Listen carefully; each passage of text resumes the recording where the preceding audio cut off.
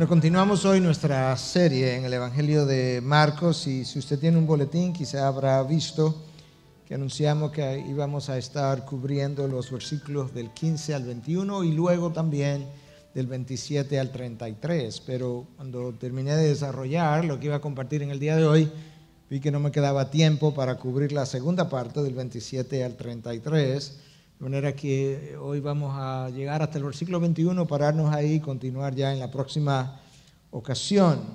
Yo voy a leer este texto muy conocido, pero recuerde que la primera parte de este capítulo nos habla de cómo Cristo llegó a Jerusalén, tenía semanas o meses viajando, no sabemos exactamente la cronología, llega a Jerusalén, pero la ciudad no era su meta. Cuando llega a Jerusalén, él sigue y sigue hasta el templo. Y el texto que examinamos la semana pasada nos dice que él entró al templo, lo examinó todo y luego, como sin palabras, por lo menos palabras registradas, él se fue a Betania, subimos a descansar, a pasar la noche. Y como que lo que él vio no es comentado en ese día, un día que conforme a la cronología tradicional ocurrió o tuvo lugar en domingo, es lo que ha sido llamado Domingo de Ramos.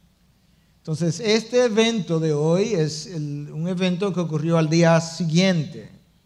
Sería el lunes anterior a su crucifixión, para que usted pueda ir siguiéndolo de esa manera hasta que lleguemos a la cruz el viernes.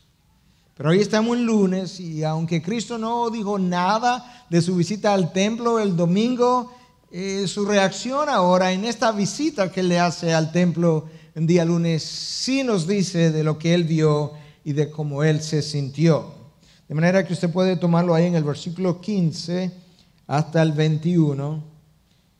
Llegaron a Jerusalén y entrando Jesús en el templo comenzó a echar fuera a los que vendían y compraban en el templo. Volcó las mesas de los cambistas y los asientos de los que vendían las palomas. Y no permitía que nadie transportara objeto alguno a través del templo. Y les enseñaba diciendo: ¿no está escrito, mi casa será llamada casa de oración para todas las naciones? Pero vosotros la habéis hecho cueva de ladrones. Los principales sacerdotes y los escribas oyeron esto y buscaban cómo destruirle, porque le tenían miedo, pues toda la multitud estaba admirada de su enseñanza. Y cuando atardecía solían salir fuera de la ciudad. Por la mañana, cuando pasaban, vieron la higuera seca desde las raíces. Entonces Pedro, acordándose, le dijo: Rabí, mira la higuera que maldijiste, se ha secado. Padre, una vez más pausamos y oramos en reconocimiento de nuestra necesidad para entender, y en este caso para entender tu palabra. La necesidad del que predica de poder aferrarse de ti en este momento para que tú lo guíes a lo largo del camino y que él pueda trillar el sendero de la verdad sin desvío. Mira que él es humano, mira que es falible, mira que se puede desviar. Pero si tú trazas el sendero y tú abres sus ojos para verlo, sabemos que tú le guiarás. Y yo quiero pedirte que tú uses a tu espíritu para iluminar la palabra en el que habla y en el que escucha, para que tú glorifiques, Padre, a tu Hijo por medio de tu espíritu.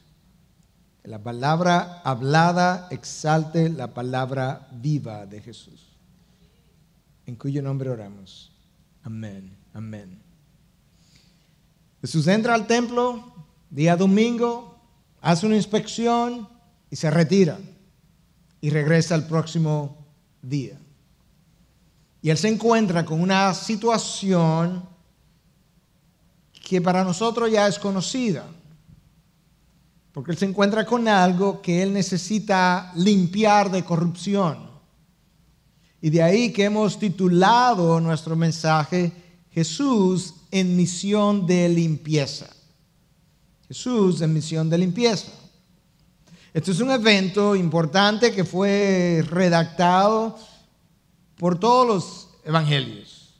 Los evangelios sinópticos colocan esta limpieza del templo, si pudiéramos llamarle, otros le llaman purificación, al final de la vida de Jesús, justo en esta semana donde yo estoy colocándola, porque el texto así lo tiene.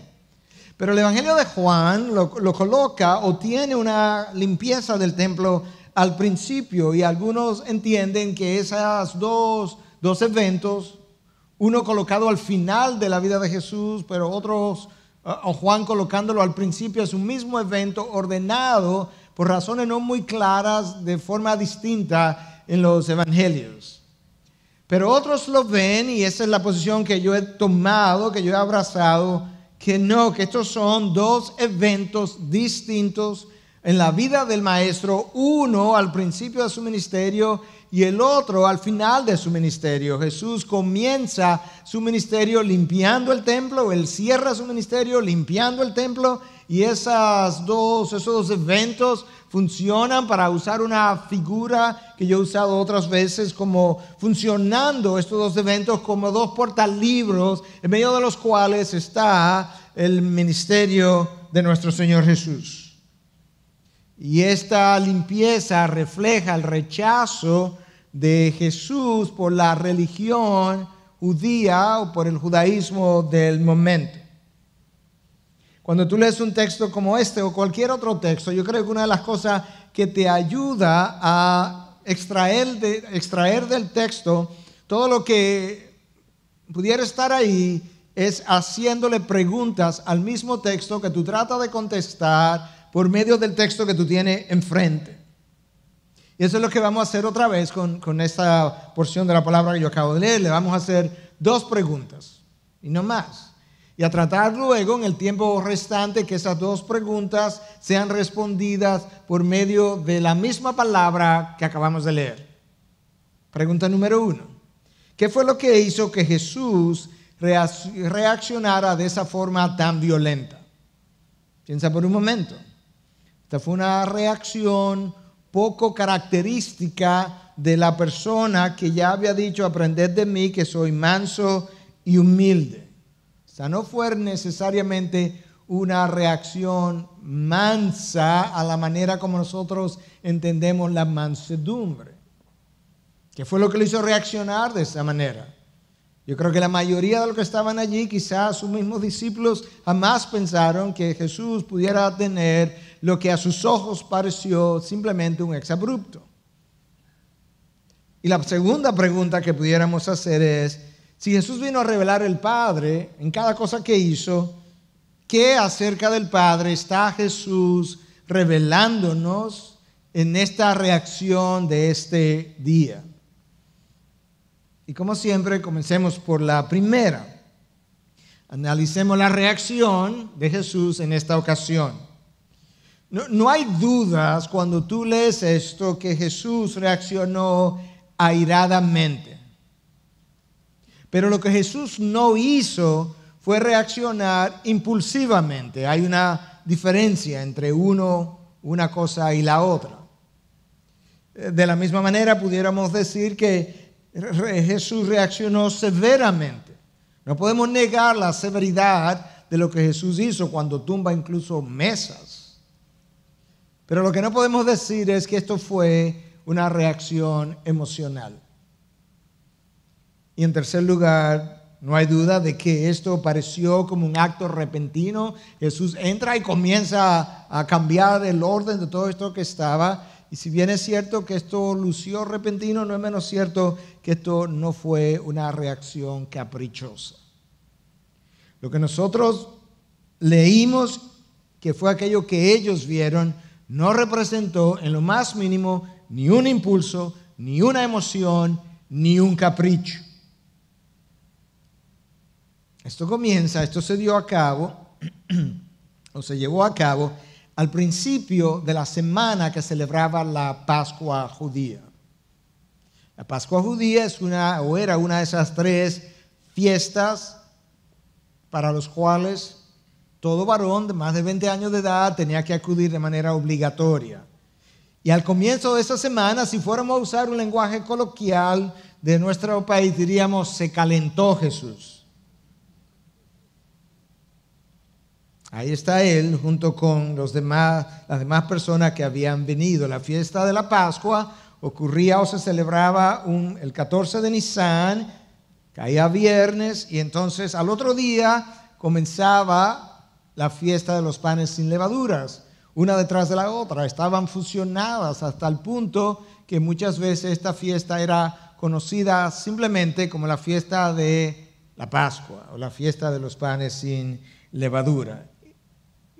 Y en general esta era una fiesta celebrada en la misma época en la que nosotros celebramos la tradicional Semana Santa, entre marzo y abril. Las otras dos fiestas con carácter obligatorio que se llevaban a cabo en la nación de Israel, una era la fiesta de Pentecostés. 50 días después de esta Pascua caía la fiesta de Pentecostés, una fiesta celebrada para dar gracias a Dios por las primicias o los primeros frutos de la cosecha. Y como era 50 días después, usualmente esto caía o a final de mayo o a principio de junio del calendario nuestro. Y la tercera fiesta era la fiesta de los tabernáculos, llevada a cabo para celebrar el deambular del pueblo por el desierto. Y que celebraba entonces la fiesta de la Pascua, celebraban en esta semana en la que estamos. Esa fiesta de la Pascua celebraba la salida del pueblo judío de la esclavitud de Egipto o la redención de la esclavitud, y era tan propicio que Cristo muriera precisamente un día de celebración de la Pascua, porque Él vino para darnos redención de otra esclavitud, no de la esclavitud humana de un Egipto, pero sí de la esclavitud del pecado. Y esta semana ha comenzado en cierta forma de mala manera, porque lo que Cristo hizo ese día le ganó la oposición y la condenación en la mente de los fariseos y de los saduceos, y comenzó entonces a moverse toda una trama para terminar con su vida. Ahora está el pueblo acudiendo esta semana a hacer dos cosas, y venían de todas partes del mundo.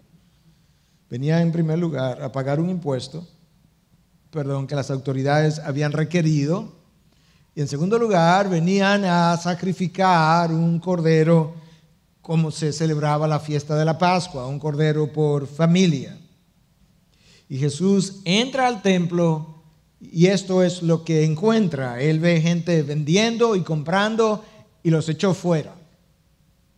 Él entra al templo y ve gente sentada cambiando dinero uno por otro y vendiendo palomas, y él tomó las mesas y las tiró, las tumbó.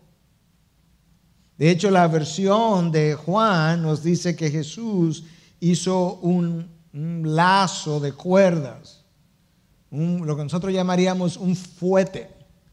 Y no sabemos si él golpeó a alguien con el fuete o simplemente lo sonó en el aire como una forma de hacer ver su autoridad.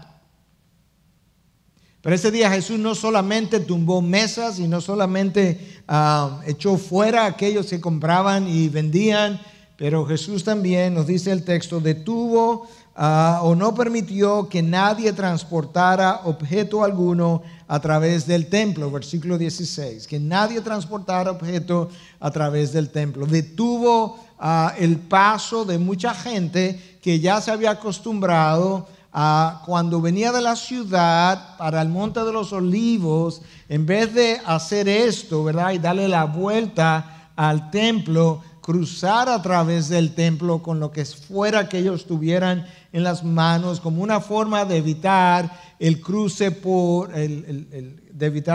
tener que dar una larga vuelta y atravesar entonces el recinto del templo. Jesús detuvo eso también.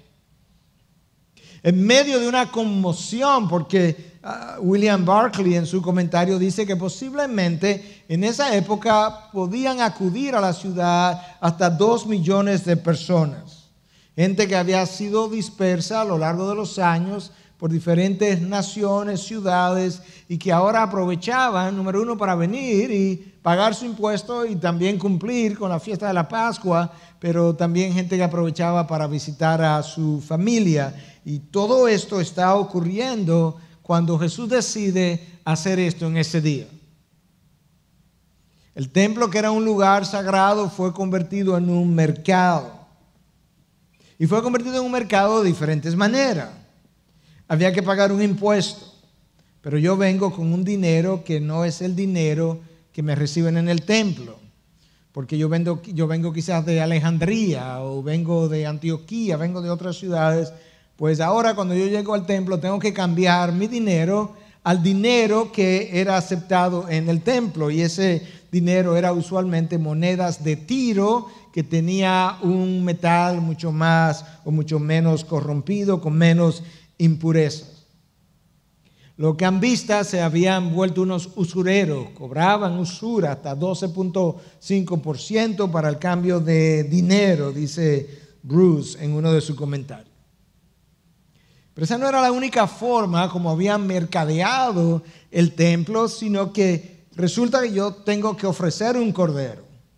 Pues si yo vengo de cientos de kilómetros de distancia a ofrecer un cordero, lo más lógico es que quizás yo prefiera comprar el cordero en Jerusalén y no cargar con un cordero por tan larga distancia.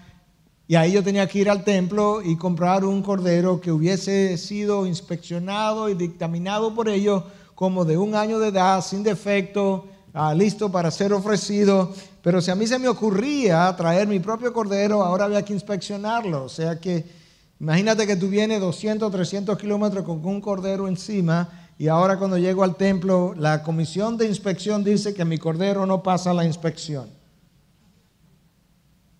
Y ahora tengo que comprar uno de los de ellos que sí ya está preaprobado. Siempre habría algún defecto con el mío para yo poderte vender el otro. De manera que hay una comisión que yo tengo que pagar para el cambio de dinero. Hay otro tipo de comisión, pero que tengo que pasar por ella para que inspeccionen mi cordero. Y luego, si el mío no pasa la inspección, yo tengo que comprar otro que ha sido preinspeccionado. Si yo no tenía recursos, entonces, bueno, podía ofrecer 2 palomas. Por eso había mesas con palomas, que Cristo voltea. Pero dicen algunos de los documentos que han sobrevivido hasta hoy que una paloma dentro del templo podía costarte hasta 15 veces el precio de una paloma fuera del templo. ¿Suena familiar cuando va a los aeropuertos y compra cosas dentro? De manera que la situación era una verdadera usura. Cristo es provocado por el comercio dentro de su casa, la usura en contra de todos, pero sobre todo de los menos pudientes. Es provocado por la avaricia de los mercaderes, por la mentira de aquellos que siempre encontraban defectos con mi cordero. Cristo es provocado por la indiferencia del pueblo hebreo que está ahí presenciando esto y ya lo da como por dado, no le provoca nada esto que se practica de manera continua. De hecho, ellos son parte de eso. Y finalmente Cristo es provocado por la violación que esto representa a la santidad de Dios, que estaba a su vez representada por el templo de oración y de adoración en Jerusalén. El templo representaba el corazón de la vida religiosa de los judíos y por ende el corazón de la misma nación. Lo que estuviera ocurriendo aquí dentro del templo es una reflexión de cómo estaba el pueblo allá afuera del templo. Y el templo había llegado a parecerse más a un mercado que a un templo propiamente dicho, y de ahí entonces que, de acuerdo a la versión de Juan, Jesús usara incluso un látigo para echar fuera a aquellos que estaban llevando a cabo semejante abominación ante sus ojos. Pero la pregunta es, ¿qué es lo que provoca a Jesús Ciertamente, esto que yo acabo de escribir es lo que visiblemente se puede ver como motivo de provocación, pero yo estoy seguro que ninguno de nosotros hubiese reaccionado de la manera que Jesús reaccionó ese día, de manera que la pregunta todavía permanece: ¿qué es lo que provoca a Jesús a reaccionar de una manera tan severa, contrario a lo que había hecho todo el resto de su ministerio? Versículo 17 dice: y les enseñaba diciendo, no está escrito, mi casa será llamada casa de oración para todas las naciones, pero vosotros la habéis hecho cueva de ladrones. Ahora yo comienzo a entender. Esto es un lugar sagrado dedicado para orar y adorar a Dios. Y este lugar ha sido convertido no simplemente en un mercado, esto es una cueva donde se esconden ladrones. En otras palabras, estos usureros y cambistas, yo pudiera calificarlos de ladrones, y allí, como están bajo el techo del templo, se esconden y no dan a conocer su verdadera identidad. Cristo ha sido provocado por lo que ve. Nota como él dice incluso y revela de una manera muy sutil que este no es el templo simplemente de Israel, este es el templo de oración para todas las naciones, con lo cual él estaba revelando que la salvación, aunque viene de los judíos, no es exclusiva de los judíos. Aquí hay algo que está ocurriendo, o que ha ocurrido ya, y que es algo de lo cual Dios acusa a los sacerdotes en el Antiguo Testamento, y es de convertir lo sagrado en profano y de no haber enseñado a su pueblo a distinguir uno de lo otro. Aquí hay algo extraordinario, que es una casa de oración dedicada al Dios Santo, a Jehová, que ha sido convertido en algo ordinario, que es más un mercado que otra cosa. Aquí hay algo que es santo, que ha sido convertido en algo común. Y es eso lo que está provocando la ira de Dios.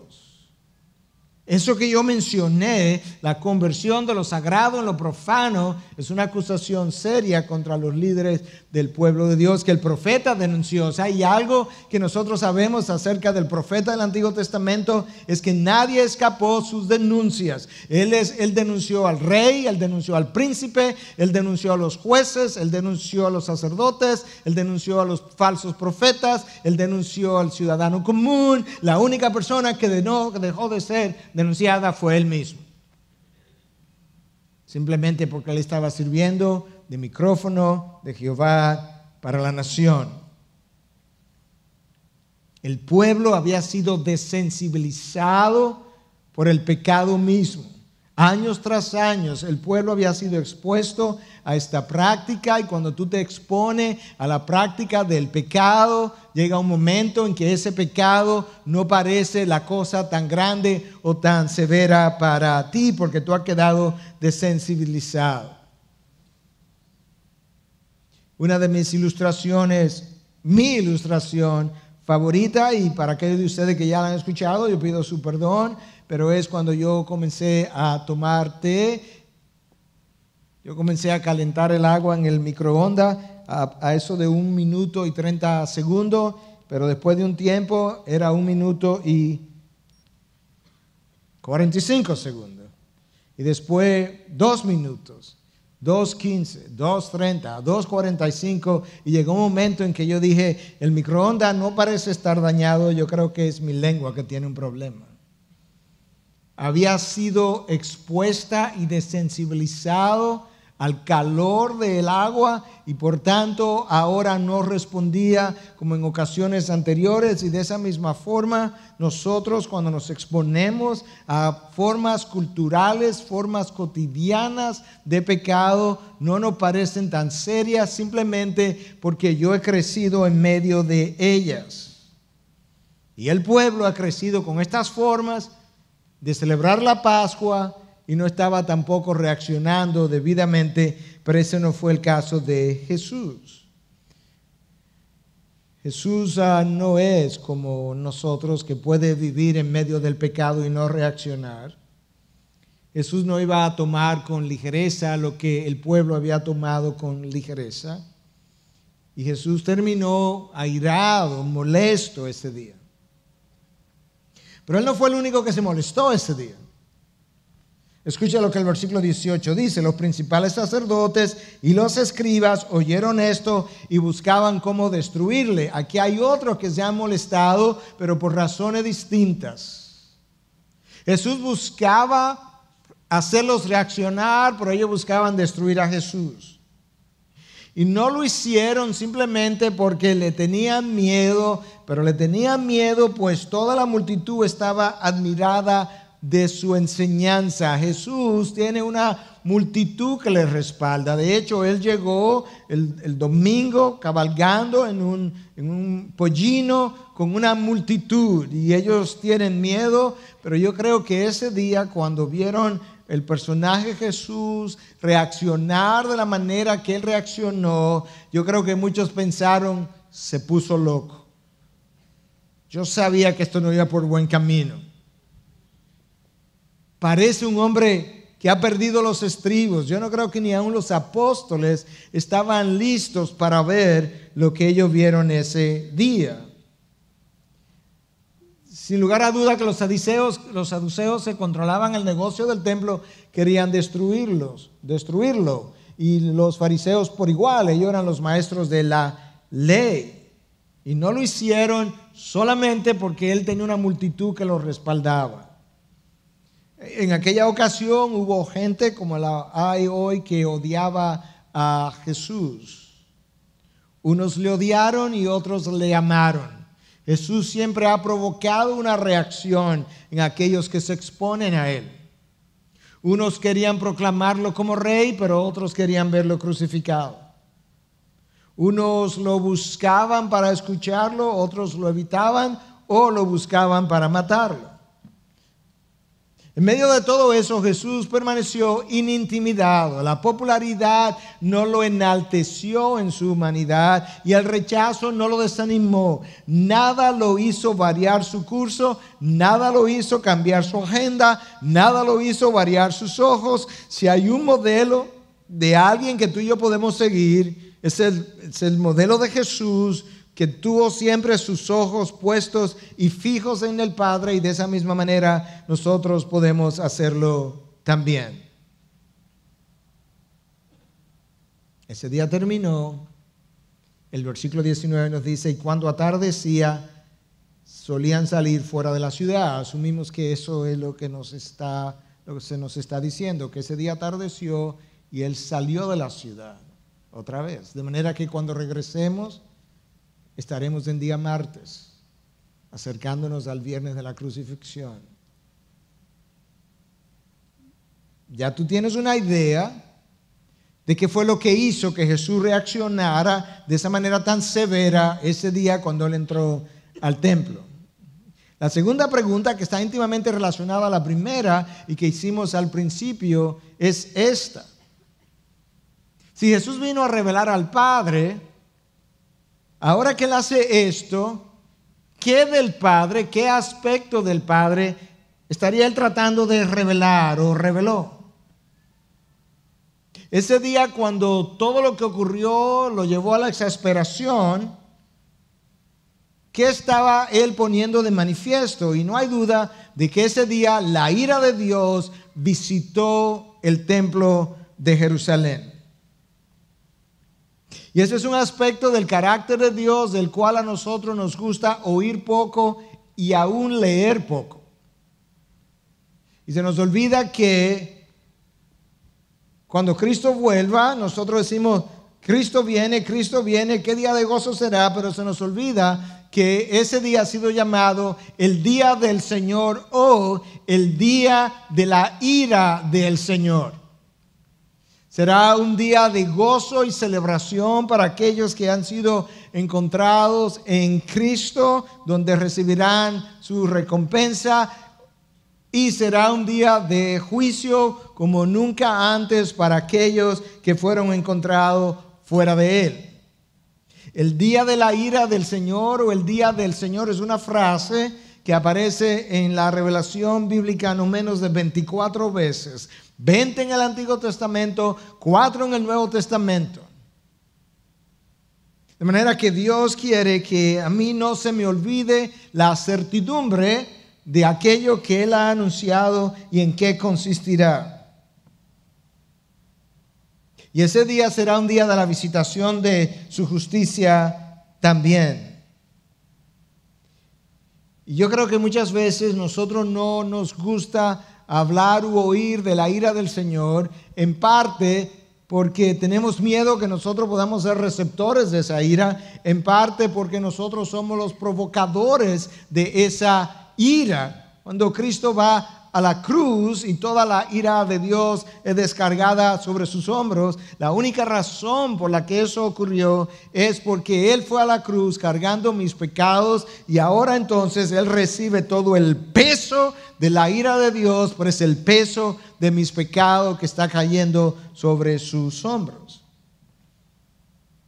La ira de Dios ha visitado la tierra en diferentes momentos. Cuando Dios hundió el planeta en agua, eso fue una expresión de su ira.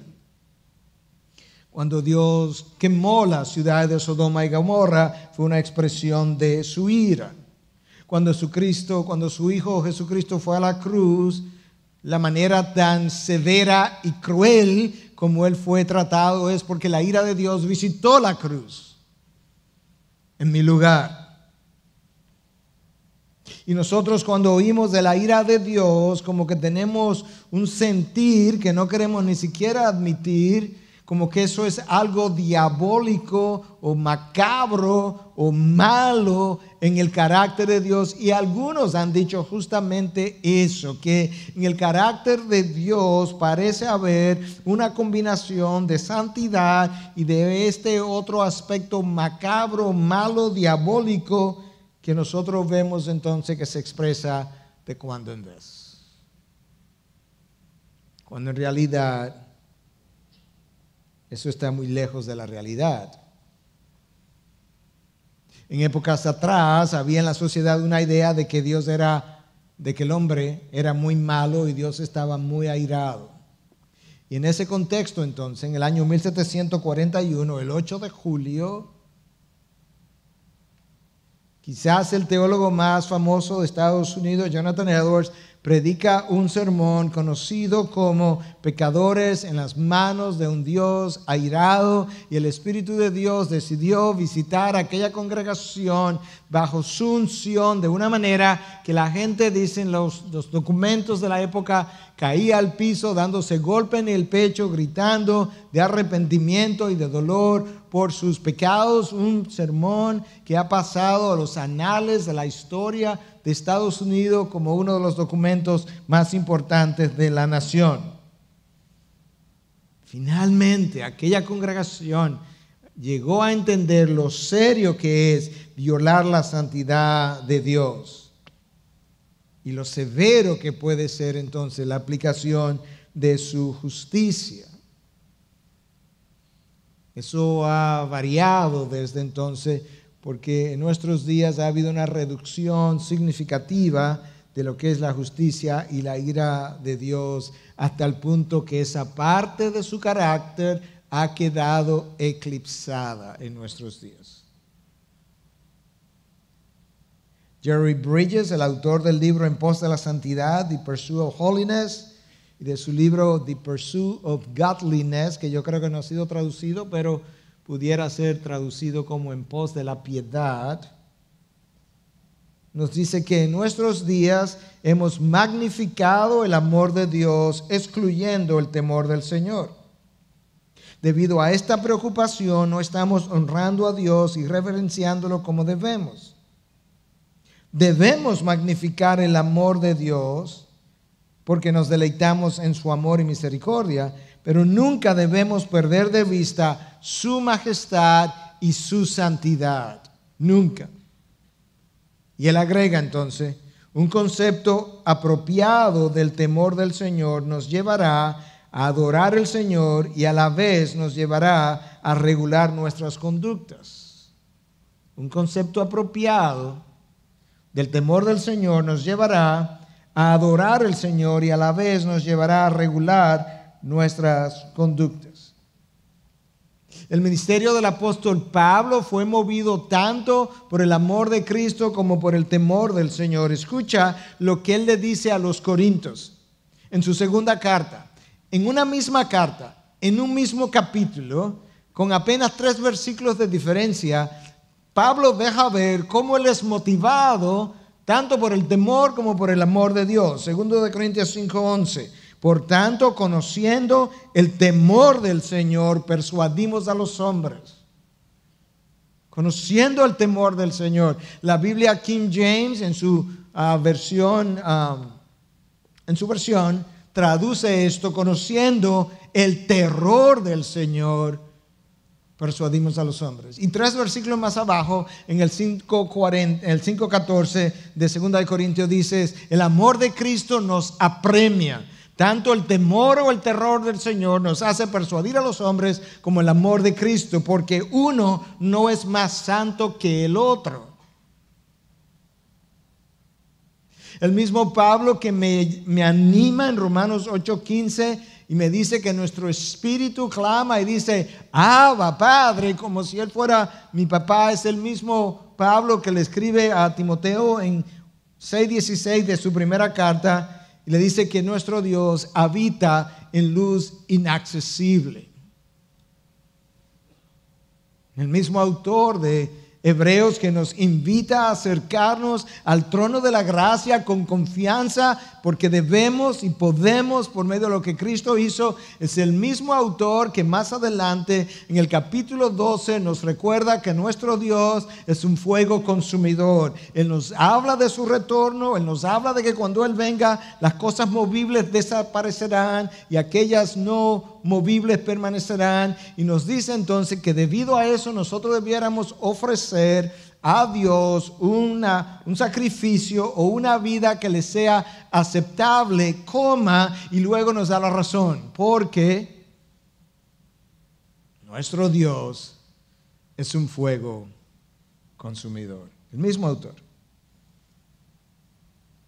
Pero tenemos esta idea de que la ira de Dios es menospreciada que su gracia o su amor o su misericordia. Su ira no es menos santa que ninguno de los demás atributos. De hecho, si hay algo que los teólogos nos han ayudado a entender y que hemos explicado en otras ocasiones, es que Dios es simple. Y cuando hablamos de que Dios es simple, implica que Dios no tiene partes, compartimentos, Él es una sola unidad. Lo que Dios es aquí, lo que es aquí, es aquí, es aquí, es aquí, es aquí. De tal forma que si Dios es santo, eso implica que su amor es santo, su poder es santo, su misericordia es santa, su gracia es santa y su ira es santa. Pero nosotros no conocemos esa ira santa de Dios, porque nosotros conocemos otro tipo de ira.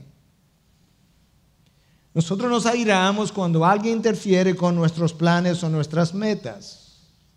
Usted va manejando y alguien interfiere con que usted pueda cruzar el semáforo a tiempo y usted se aira. Tenía que ser. Es una ira centrada en nosotros. Nosotros nos airamos cuando el esposo, la esposa o los hijos no hacen lo que yo quiero que hicieran. Nosotros nos airamos cuando alguien interfiere con lo que yo pienso. Y como esa es la ira que conocemos, de esa misma manera nosotros juzgamos a Dios. Y también cuando nosotros nos airamos, nosotros ofendemos, pisoteamos, tiramos la dignidad de la otra persona por el suelo. Y como esa es la ira con la que yo he crecido, cuando me hablan de la ira de Dios, yo pienso en ella emocionalmente, subconscientemente, mentalmente, de una manera similar a la mía y juzgo a Dios. Escucha, la ira de Dios no es más que su santidad dirigida en contra del pecado. Y como su santidad es infinita, así es su ira cuando se dirige hacia el pecado. Por tanto, su ira es directamente proporcional a su santidad. Su ira es directamente proporcional a su santidad. Su santidad es infinita y aquellos que llegan al infierno lamentablemente pagan su pecado por todo el infinito. La ira no es más que la expresión de la santidad de Dios contra el pecado. Cuando nosotros no vemos eso, no es porque nuestro pecado no lo merezca, sino que su misericordia es lo que retiene su ira hasta el día de su regreso y el día del Señor. Y por eso parte de la razón por la que Él no acaba de venir, nos dice Pedro en su segunda carta. Dios está airado contra el pecado porque el pecado no es otra cosa que rebelión contra su autoridad. Eso es lo que Adán y Eva hicieron. Se rebelaron contra su autoridad. Si Dios fuera menos santo, Él se airará menos contra el pecado. La razón por la que el pecado a nosotros no nos provoca tanto, no nos irrita tanto, es porque nosotros no tenemos la santidad que Dios tiene. Pero eso no es el caso con Él. Y de ahí la reacción de Jesús ese día.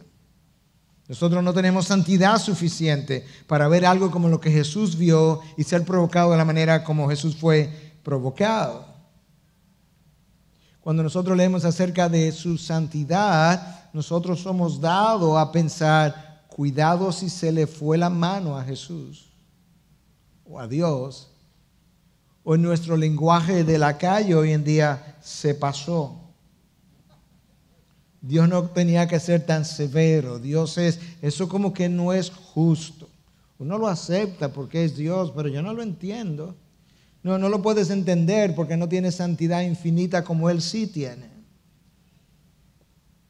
No olvides que su ira es tan real y santa y perfecta como su amor y su misericordia.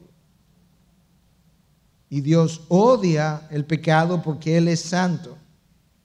Y su ira se enciende contra Él, como lo hizo en la cruz contra su Hijo cuando Él cargó mis pecados.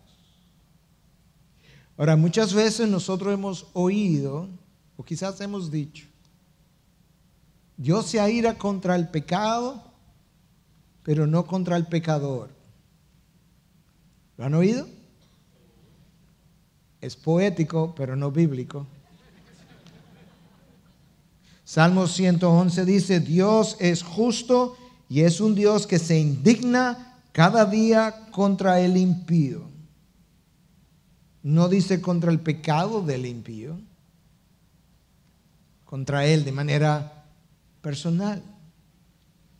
La ira de Dios, Romanos 1:18, se manifiesta cada día con todo aquel que suprime la verdad.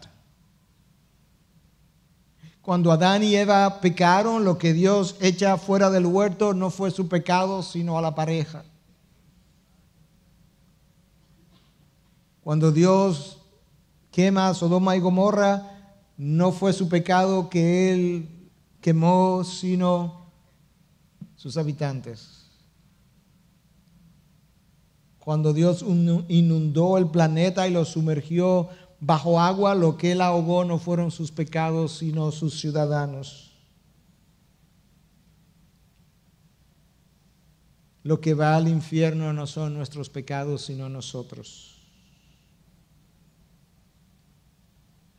Hermano, aún su propio hijo no pudo escapar su ira. Tú tienes que leer otra vez lo que le ocurrió a Cristo en la cruz y tienes que verlo ahora a la luz de entender nuevamente que lo que le está pasando, aunque lo llevaron a cabo los romanos, tienes que entender que era simplemente una expresión diminuta de la ira de Dios que estaba visitando las espaldas de su hijo cuando Él decidió cargar con tu pecado y con el mío. De ahí la oscuridad. De ahí el grito del hijo. Dios mío, ¿por qué me has abandonado? Es como estar en un infierno oscuro, sin ti, sin tu presencia. El padre descargó su ira sobre su hijo. ¿Entiendes eso? A tu favor. Tony Evans es un pastor en Texas. Ha escrito varios libros. En uno de ellos, Nuestro Dios es maravilloso, dice: esta es la razón por la que Dios no tolerará a aquellos que rechacen a su Hijo. No los puede tolerar porque Él ha pagado el pecado en Él. Y aún así no lo quieren, no quieren el pago.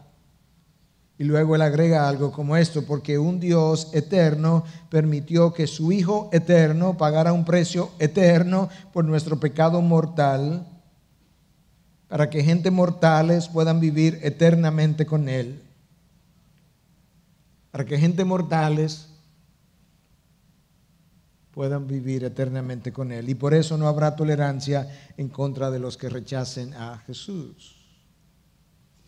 Él dice que un amigo suyo, cuando escuchó al pastor Evans compartir con él el mensaje, el evangelio y la condenación para aquellos que lo rechacen, le dice que él no estaba preocupado por lo que le fuera a ocurrir en el infierno, porque él pensaba pasar un buen tiempo allá.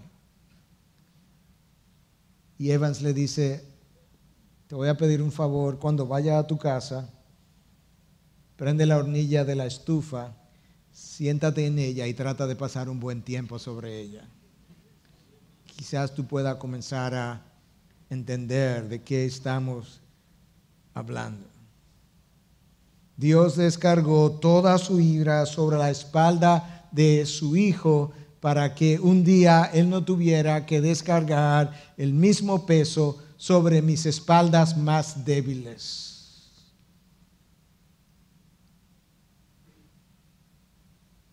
Quizás esto nos pueda ayudar a entender un poco más, y cierro con esta historia. Yo estoy consciente de que esta historia ha sido compartida en otras ocasiones, por lo menos en una ocasión, pero habrá alguno que no la habrá oído y otros que ya la escucharon, y como me dijo el primer grupo, pero oírla de nuevo trajo mayor conciencia a mi vida. Es una historia real, no es una leyenda. Este hombre de nombre Greg Wilson, en los años de 1929-30, cuando entró la depresión en Estados Unidos, no tenía trabajo, pero un día encontró trabajo en la maquinaria de un puente que se abría para dejar pasar barcos. Por allí pasaban barcos de lujo, que él miraba y contemplaba, y él no tenía mucha esperanza porque era la época de la depresión. Una depresión donde 5,000 bancos quebraron en una sola semana. Fue terrible aquel tiempo. Pero él había tenido un hijo, su hijo había crecido, ahora tenía 8 años, y él comenzó a tener como cierta esperanza de que su hijo creciera y ellos en un día no muy lejano pudieran trabajar juntos en ese cuarto de maquinaria o en algún otro lugar donde Dios lo llevara.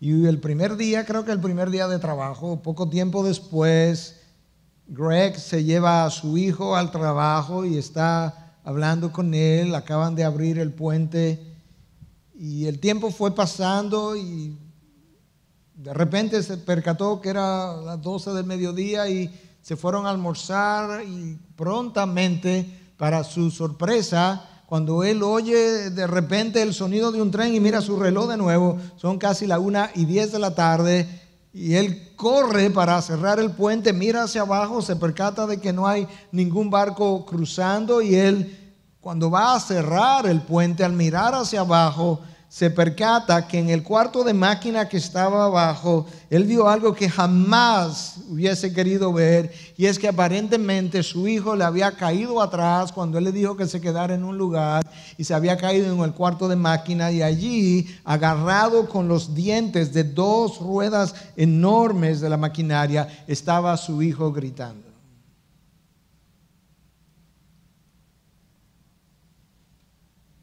Por su mente pasaron planes posibles de rescate, pero al mismo tiempo se percató: yo no tengo tiempo, hay una de dos opciones: o yo sacrifico a mi hijo, o yo sacrifico a los pasajeros que vienen en el tren.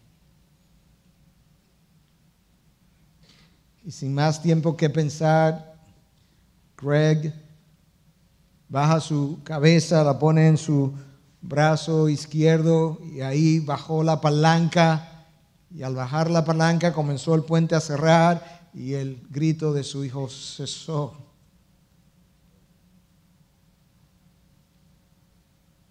Él sabía lo que acababa de hacer.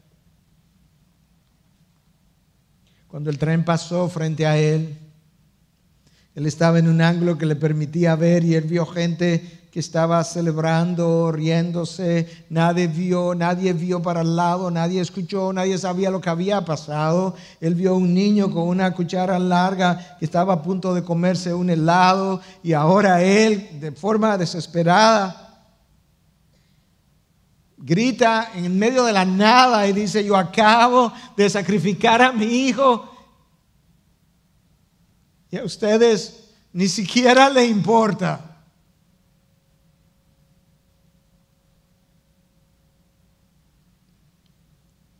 Y es como si Dios pudiera gritar desde el cielo y decir: yo he sacrificado a mi hijo en la cruz, y hay gente a la que ni siquiera le importa.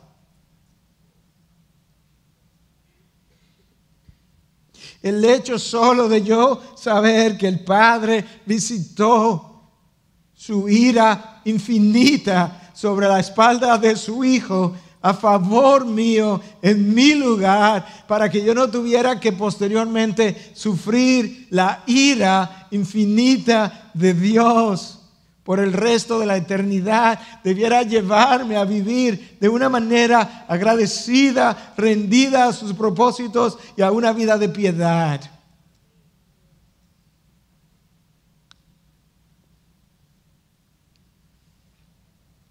Pero a veces, como no nos importa,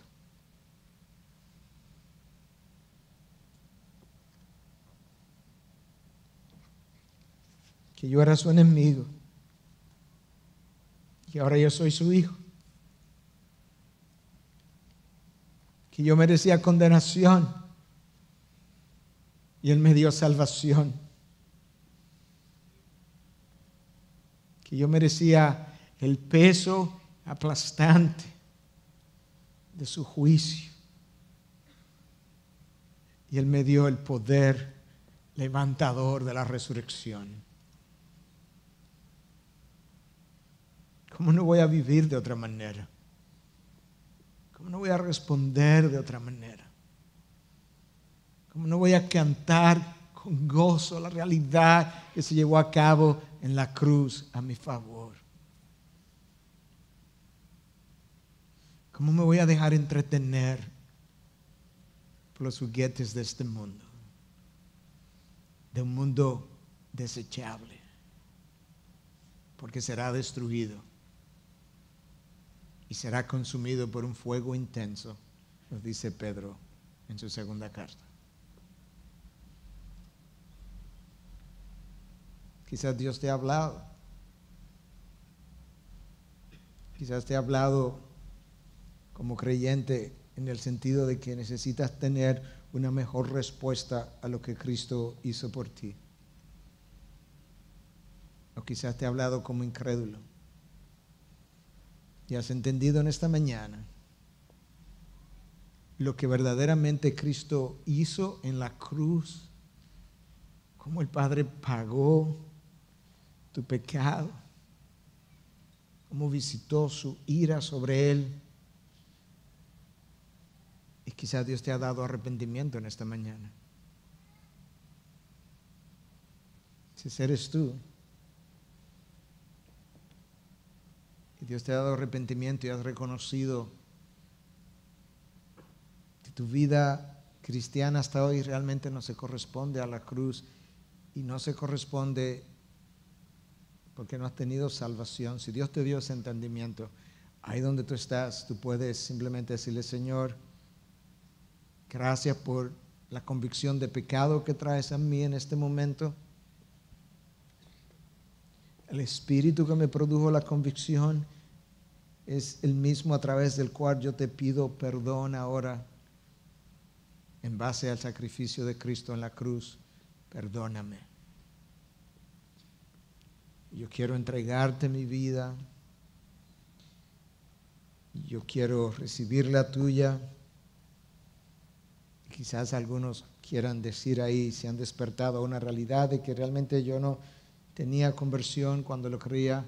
Quizás decir: yo ya no quiero jugar a ser salvo, yo quiero vivir salvo. Hay una diferencia entre jugar a la guerra e ir a la guerra. Y hay una diferencia entre jugar a ser salvo y ser salvo. Cierra tus ojos. Ahí en silencio, si tú entendiste el mensaje, la dirección que te di para que tú puedas orar, ahí óralo ahora en tu corazón y en tu mente.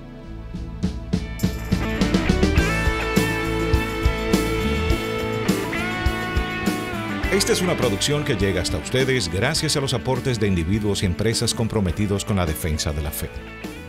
Para más información, preguntas y comentarios, visite nuestra página de internet www.integridadisabiduría.org. En esta página encontrará información sobre la producción de este y otros recursos que ponemos a su disposición, como también las formas en las que usted puede contribuir con la producción de programas como estos. Les invitamos nuevamente a visitar nuestra página de internet www.integridadisabiduría.org.